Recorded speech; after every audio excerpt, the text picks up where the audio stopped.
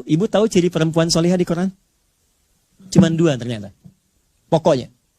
Quran surah keempat ayat 34. Ada kaitan dengan salat. Apa cirinya? 1, fassalihatu, istri yang solihah itu qanitatun, taat pada suami ya. Ya, sepanjang ia menyampaikan yang baik-baik menurut Allah. Taat kepada Allah dengan cara menaati suami pada yang baik-baik. Misal, kalau kata suami begini, "Mah, ngaji ya?" Siapa ya? "Mah, berjilbab ya?" "Baik insya Allah." "Baca Quran yuk?" "Baik insya Allah." Itu qanitat namanya. Perempuan semacam ini, kalau benar dia taat dengan baik, diikuti dengan baik, mampu dia untuk berusaha baik, maka ada spesial disampaikan di hadis riwayat At-Tirmidzi, kata Nabi, dia akan punya apresiasi spesial di sisi Allah di hari kiamat.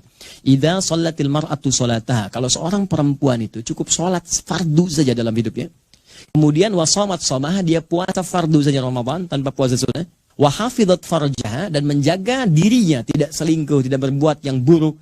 Yang menarik, wa ata'at zaujaha, dan menaati suaminya sepanjang suami meminta pada yang baik. Qilalaha yaumal qiyamati, akan dikatakan pada perempuan semacam ini di hari kiamat, udkhulil jannata min haitsu syi'ti, langsung masuk surga aja dari pintu manapun yang kau kehendaki. Ibu. Oke, kalau suami minta pada yang baik-baik, kerjakan. Dan biasanya istri senang, Pak, walaupun kadang-kadang ada diskusi. "Mah, pengajian yuk." "Siapa?" Tiba-tiba ke kamar bawa baju kan. "Apa yang biru atau yang hijau nih pakai mama?" "Oh, kayaknya biru bagus deh." "Ah, kayaknya hijau deh." Ya, katanya nanya tapi udah punya jawaban kan. Bagus, masih mending kalau dipakai, begitu keluar kuning. Ya, oke lah. Kayak apa? Ikut rame. Nah, yang kedua ini yang sering gagal. Ya, maaf, hafizatun lil ghaibi bima hafizallah. Kata Allah, perempuan salihah itu dia akan menjaga kehormatan keluarganya, terutama suaminya, terlebih ketika tidak sedang bersamanya. Kenapa kemudian kalimat ini muncul, dilekatkan pada perempuan? Bahkan suratnya surat An-Nisa. Ibu tahu An-Nisa apa artinya? Bukan perempuan. Bukan wanita, bukan.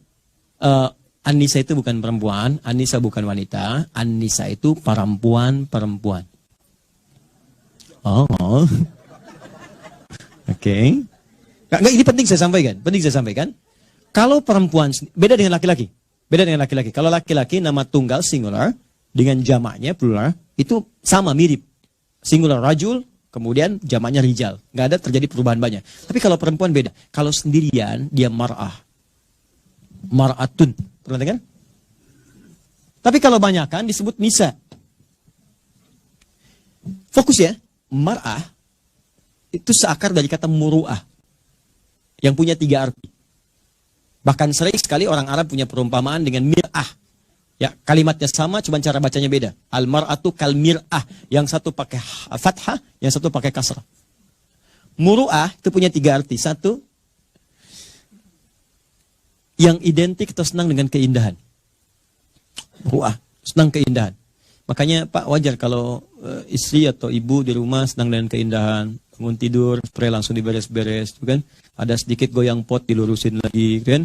Kita mau berangkat, batik terlipat, kita santai aja, tiba-tiba diberhentikan dari belakang. "Berhenti, Pak," gitu. "Jahit dulu, lepas, ganti." Itu biasa. Itu tandanya normal, fitrah, gitu kan? Pak, senang dengan keindahan. Bahkan dikatakan oleh orang Arab, al-mar'atu kal mir'ah. Perempuan tuh seperti cermin. Kayak kalau diperiksa kan sering ya, ada cermin misalnya. Sudah ngaca di rumah, turun, lihat spion mobil, ya, lihat lagi, masuk ke kantor, lihat kaca, betulin lagi, itu biasa, normal, ya. Tapi yang paling menarik, mar'ah juga itu bisa seakar dari kata muru'ah, seperti mir'ah, dari sisi sensitivitas. Kenapa perempuan disebut mar'ah? Karena dia punya sifat rasa yang tinggi dibanding laki-laki, rasa yang sangat dalam, jadi pakai perasaannya yang dalam. Nah, makanya sering orang Arab mengibaratkan seperti cermin. Ibu, saya tanya atau bapak, kalau cermin saya lemparkan, pecah ya, bisa nggak disusun kembali? Bisa disusun kembali, tapi dia sulit memantulkan bayangan yang sempurna.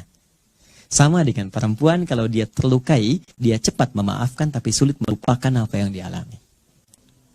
Parah.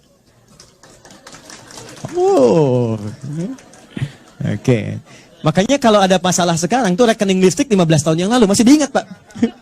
Papa dulu kan begitu kan, itu marah. Jadi biasa kalau nanti ada persoalan, terus masalah yang lalu diungkit itu biasa.